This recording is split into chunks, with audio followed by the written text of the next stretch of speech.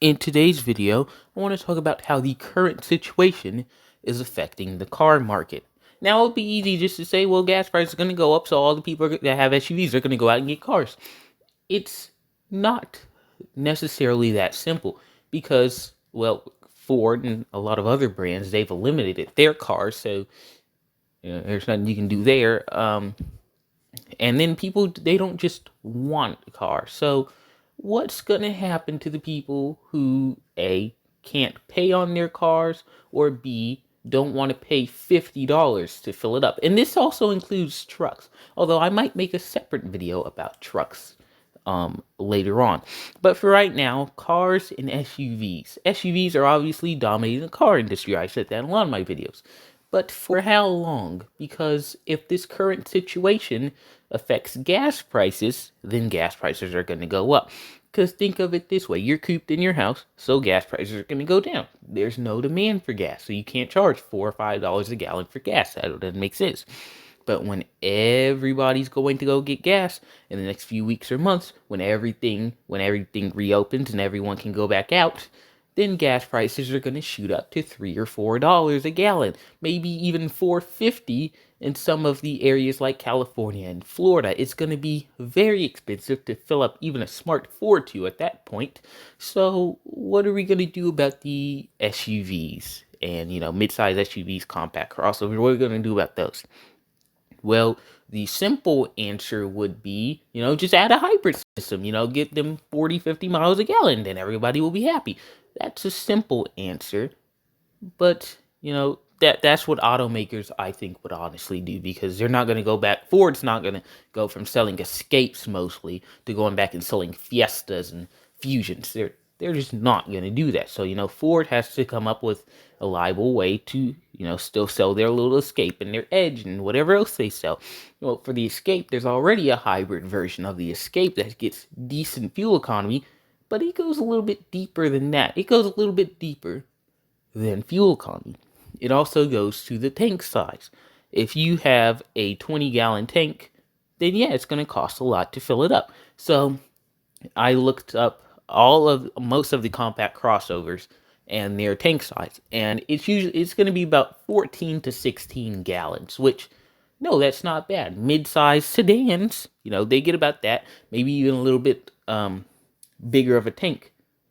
But compact cars, though, they have a slightly smaller tank. Not drastically smaller, slightly smaller, maybe about 10% smaller. But still, 10% smaller tank means that you're paying 10% less to fill up your car. Instead of paying $30, it's not really going to make a difference. You're only paying now $27 to fill up your tank. Now, that's still kind of expensive to fill up a Corolla, but you're saving that $3, and obviously $3 that adds up over time, and you can obviously have saved up hundreds of dollars over the course of a year or two. So $3 does add up. But the problem is, will people still want to have that extra versatility when it comes to filling up their vehicles? And that's the problem I think these current events are having on the auto industry, because cars, nobody's really buying them, but I just suspect that cars are going to shoot up just for a little while, and then they're going to steadily decline. That's just what I think, because obviously you could save money by switching over to a car. I already gave you the most obvious reason, gasoline, and then another pretty obvious reason is it doesn't cost that much to pay on a car as it does an SUV. Now, I'm not going to go over into the monthly payments and your credit score and all that stuff, but generally, cars are deemed to be more affordable than SUVs. Now, not a whole lot more affordable, but still affordable. A compact car like a Corolla starts about 19 grand. A compact crossover like the RAV4 starts at about 24 grand. The CRV, those kind of things, they start about 24 grand. So, there's a fine line. There's a $5,000 line between compact car and compact SUV. And then if you're one of those millions of people who want a mid-size SUV, it's going to be well over a 10 grand stretch. So instead of you paying 32,000 for your Ford Escape, you can go down and pay 19,000 for a Ford, Focus. Not that they make the Focus anymore, so maybe a Honda Civic or something like that. But still, cars are generally going to be more affordable for gas, more affordable for maintenance, and more affordable overall. The only drawback I can see for you getting a car, obviously, if you have a 3-row SUV, you have a lot of kids, so you're going to need to transport those, or you're going to need to transport your kids, so you're not going to really be able to get a Corolla at that point.